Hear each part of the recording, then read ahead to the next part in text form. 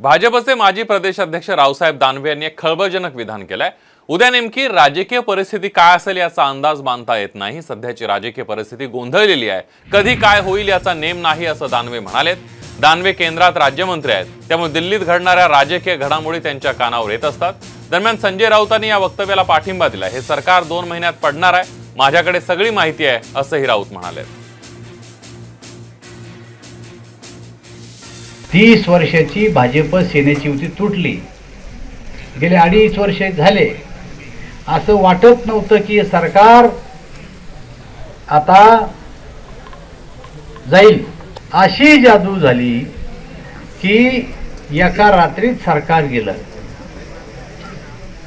मग आता असं राजकारण चालल्याच्या बाद आणखीन 2 महिन्यांना काय होणार आहे याचा कोणी अंदाज लावला का?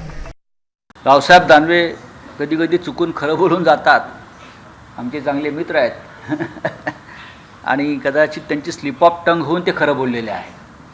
2 महिन्यानंतर वेगळं चित्र असेल म्हणजे एकतर मध्यावधीची घोषणा होऊ शकते, म्हणजे हे सरकार पडू शकतं असे त्यांनी संकेत दिलेले आहेत आणि ते सरकार 100% पडत आहे याविषयी माझ्याकडे पूर्ण माहिती आणि खात्री आहे मला।